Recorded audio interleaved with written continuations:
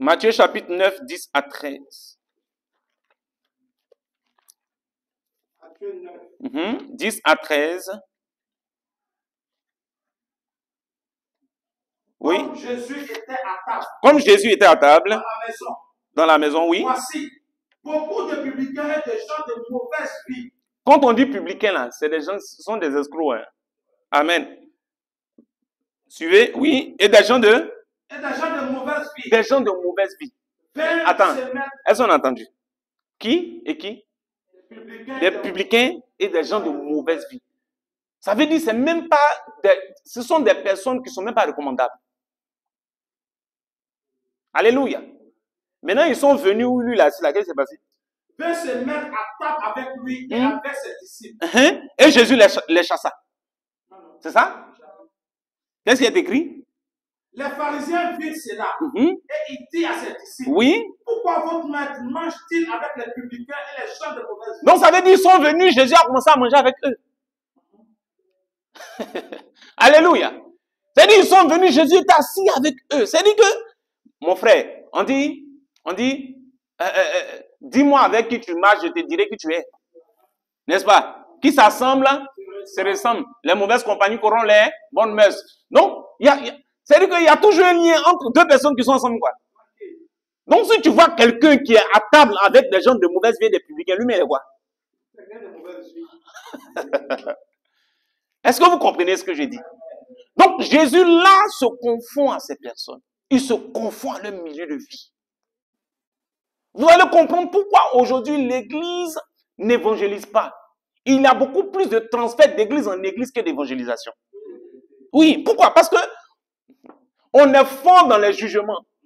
La façon dont les gens ont commencé à parler de Jésus ici, en disant, mais pourquoi votre maître, il mange les gens de mauvaise vie? C'est comme ça aujourd'hui. On est là en train de juger les gens, en train de lapider les gens. Lui, il est comme ça, lui là. C'est-à-dire qu'on prend notre temps à juger, à ne juger que les gens. Du coup, les gens même qui veulent venir à l'église ne sont même pas prêts. Non, je vous dis quelque chose.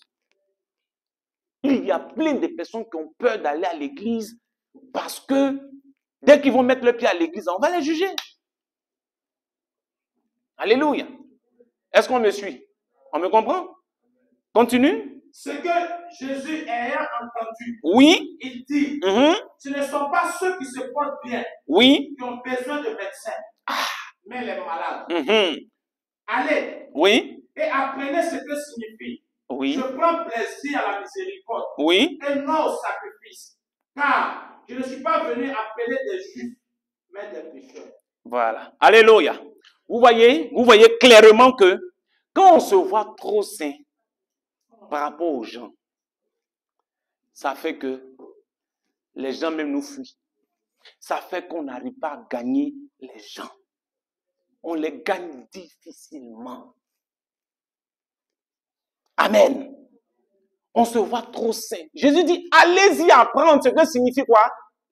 La miséricorde. La miséricorde.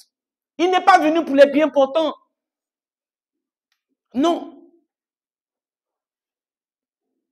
Nous, aujourd'hui, quand on reçoit quelqu'un à l'église, on veut qu'il soit, c'est-à-dire qu'il se comporte comme un ancien chrétien, quoi.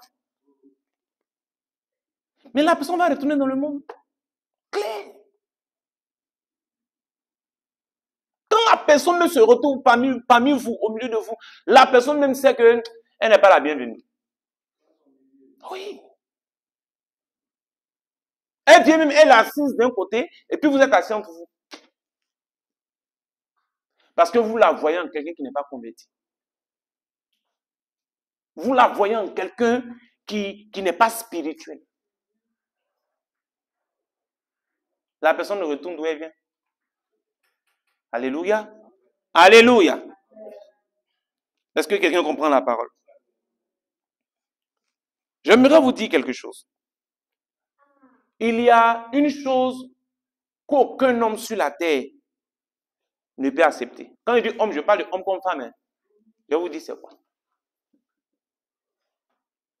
Quand tu te crois supérieur à lui, quand tu te crois mieux que lui. Aucun homme. C'est-à-dire, il peut ne pas te dire ça. Mais tu viens de créer un mur entre vous. Qui est d'accord avec moi? Tu viens de créer quelque chose. Toi qui dois évangéliser, Jésus dit, vous êtes la lumière du monde. Toi qui dois gagner la personne. C'est toi qui te comportes en supérieur aux autres. C'est toi qui... C'est-à-dire que déjà tu le rabaisses. Il va t'écouter? Non, il ne va pas t'écouter.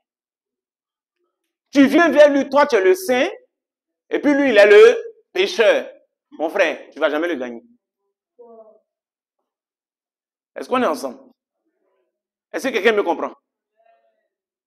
Mais tu vois, tu te mets dans sa peau. Tu te mets dans son mode. Tu te mets dans son style. Tu te mets dans sa façon de fonctionner. Alléluia.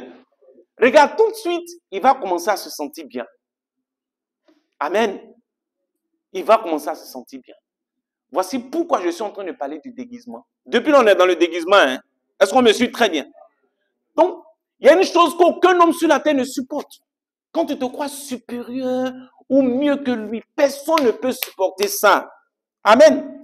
C'est pourquoi l'évangile même est contre ça.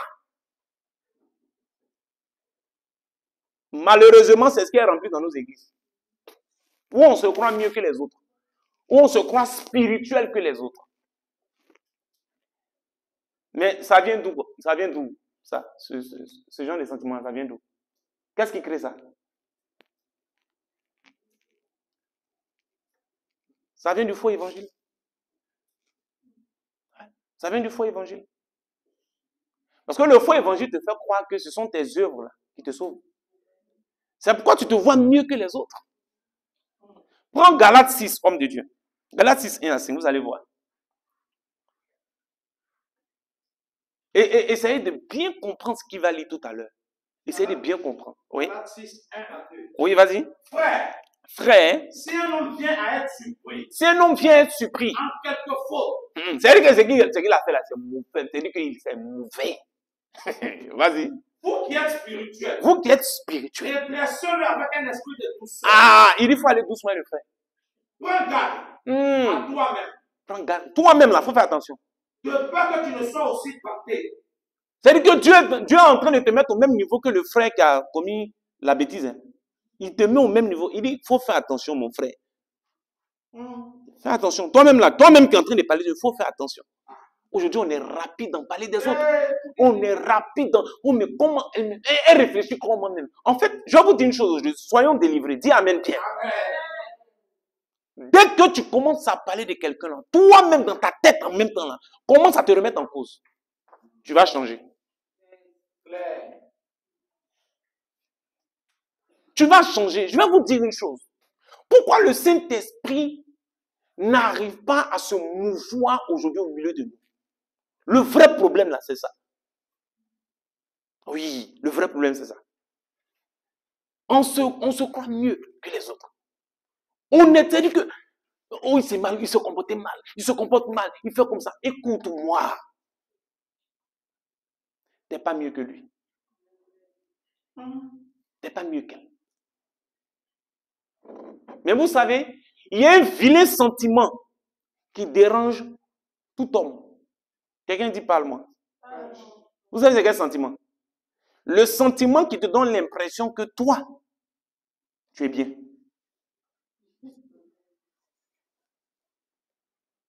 Tu as compris ou tu n'as pas compris? Il y a un sentiment là qui te donne l'impression que tu es bien. Que tu es honnête. Toi, tu es bien.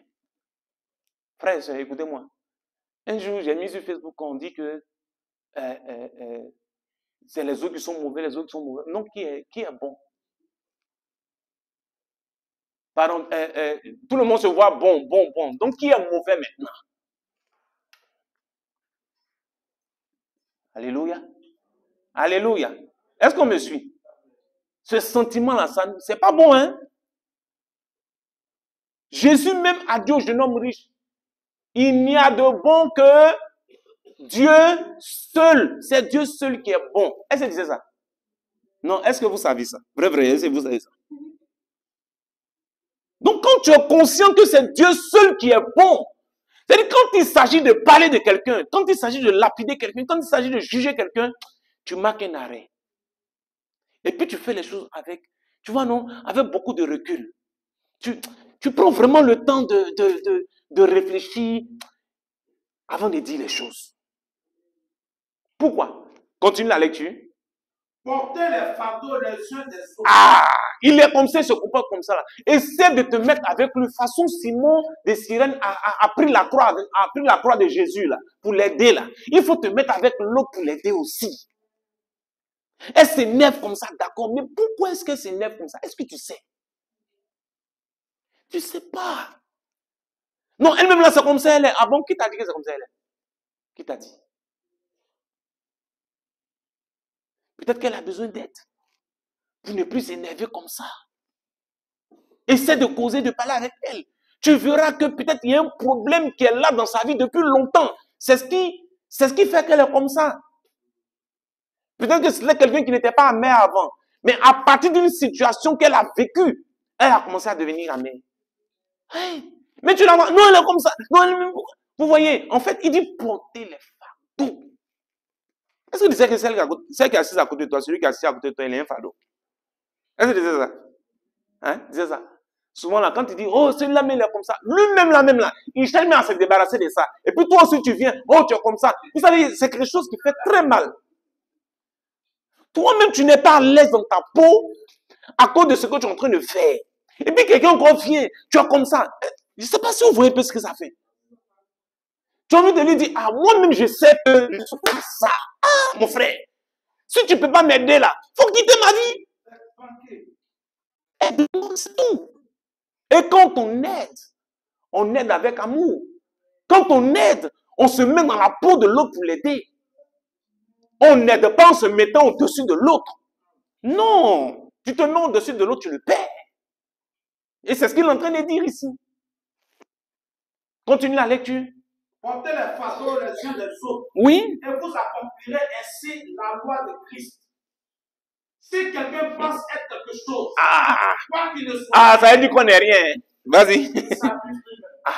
On pense qu'on est quelqu'un. Voici ce qui nous dérange bien. Si ce sentiment disparaît et que nous avons les sentiments qui étaient en Jésus-Christ, bien-aimés, je vous assure, on gagnera le monde à Christ. Amen. Dis amen fort, dis amen bien. Alléluia.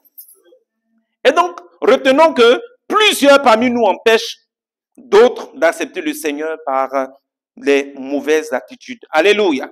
On les chasse par ces mauvais sentiments que nous avons. Et j'ai dit tout à l'heure, j'ai précisé que cela provient d'un mauvais évangile. Amen. Homme de Dieu, lis-nous Galates 5, 1 à 9.